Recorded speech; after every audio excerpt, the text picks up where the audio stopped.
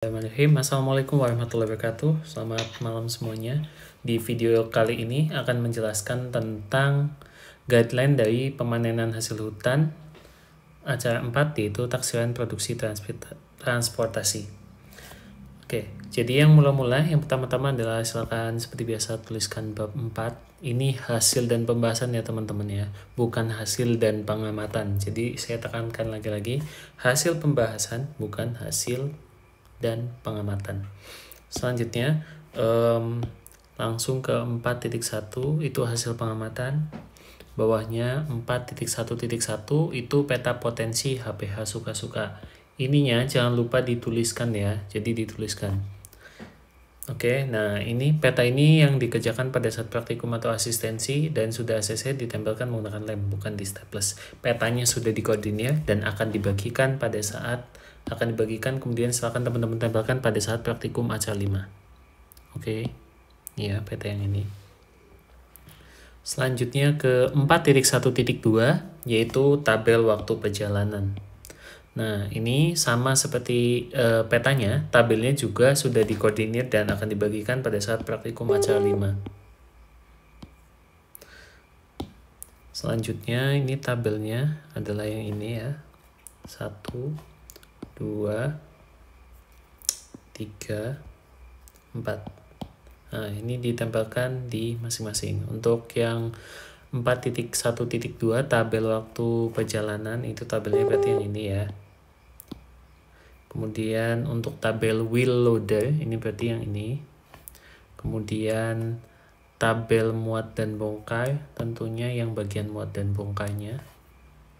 Dan tabel produktivitas dan waktu pengerjaan itu 4.1.5 yang ini. Nah, selanjutnya 4.1.6 adalah perhitungan peta potensi. Aduh, salah nih maksudnya. Ini di sini 4.1.6 ini harusnya ini ya. Perhitungan taksiran produksi transportasi.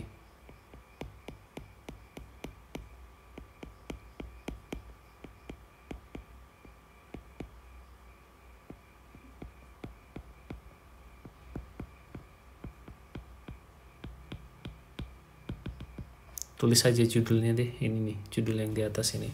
Jadi perhitungan taksiran produksi transportasi. Nah, ada 3 perhitungan saja dikarenakan ini hampir di tabel, mulai dari tabel wheel loader itu udah ada rumus-rumusnya udah dimasukkan ya. Jadi perhitungan yang di 4.1.6 tuh hanya ada 3 saja. Itu ada A, B, dan C. Itu perhitungan jarak lapang, ini yang kilometer, kecepatan rata-rata yang kilometer per jam, kemudian yang total waktu perjalanan atau pergi pulang, itu juga yang per jam. Selanjutnya kita masuk ke 4.2, yaitu pembahasan. Nah, di pembahasan 4.2.1-nya itu jangan lupa agak menjorok ke kanan.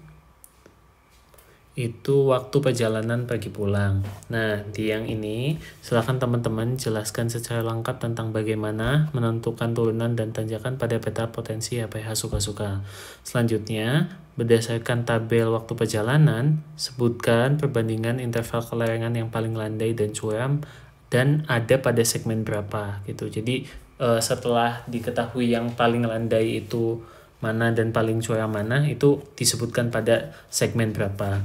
Selanjutnya silakan jelaskan hubungan antara kelerengan, tanjakan atau turunan, kemudian kecepatan isi atau kosong dengan kecepatan rata-rata truk angkutan. Nah, ini satuan waktunya adalah jam. Kemudian, berapa total waktu perjalanan dan total waktu perjalanan pergi pulang yang dibutuhkan sebuah truk angkutan. Nah, itu ada kan perhitungannya, ada pada tabel semuanya. Nah, ada pada tabel yang ini ya. Nih, tabel yang ini.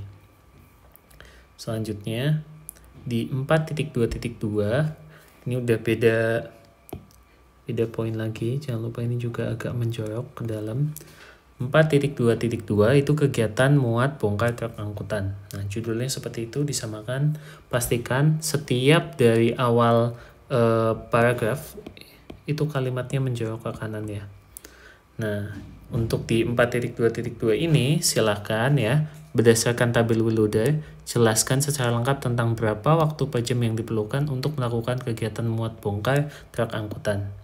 Kemudian, apabila nih dalam sehari terhitung 7 jam kerja, maka berapa jumlah trip yang dapat dilakukan oleh satu truk angkutan. Nah, kemarin kan ada yang hasilnya, kalau dilihat tuh ada yang koma kan. Nah, ini ada yang koma-koma ini, tapi dia yang ditulis nanti juga disebutkan dibulatkan menjadi berapa trip gitu. Kalau di sini dari 9,66 dibulatkan menjadi 10 trip. Nah, punya teman-teman berapa? Nah, berarti itu menggunakan melihat tabel yang ini ya untuk mengerjakannya. Selanjutnya di beda paragraf, teman-teman buat beda paragraf, ini menjorok ke kanan di awal kalimatnya. Silahkan teman-teman bandingkan antara waktu normal, waktu standar, prestasi kerja 1, prestasi kerja 2, potensi transportasi dari kegiatan muat dan bongkar truk angkutan. Jadi silahkan teman-teman bandingkan mana yang lebih besar atau lebih kecil dan jelaskan mengapa alasannya. Nah, itu semuanya berarti bisa refer pada tabel yang ini ya. Tabel yang ini. Nah, ini kan ada muat, terus ini ada bongkar.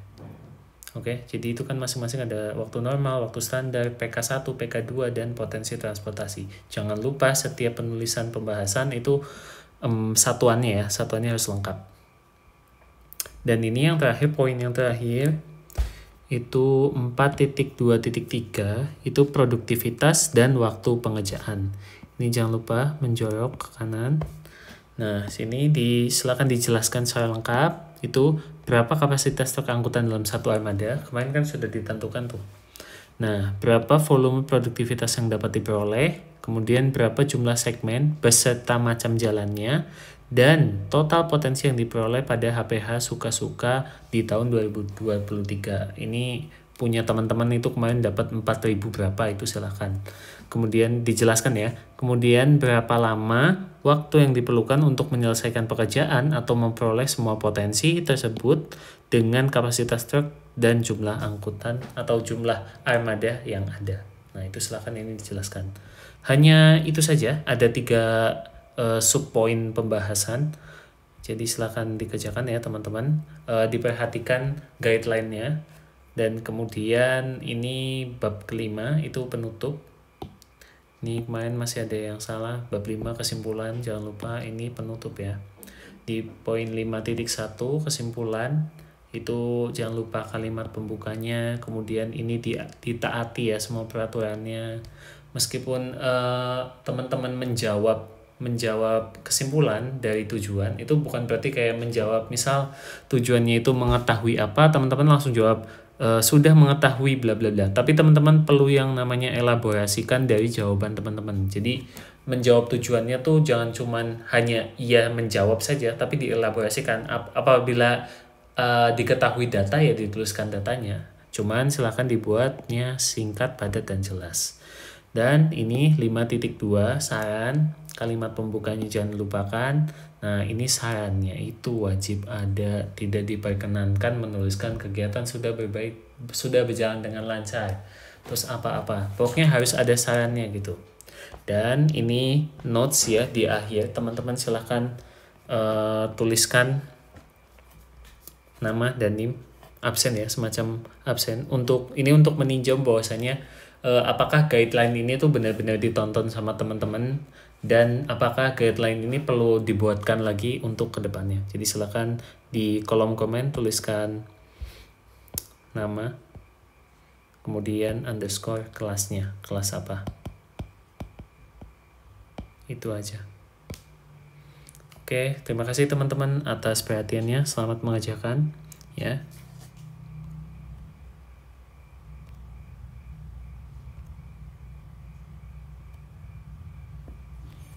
Terima kasih. Assalamualaikum warahmatullahi wabarakatuh.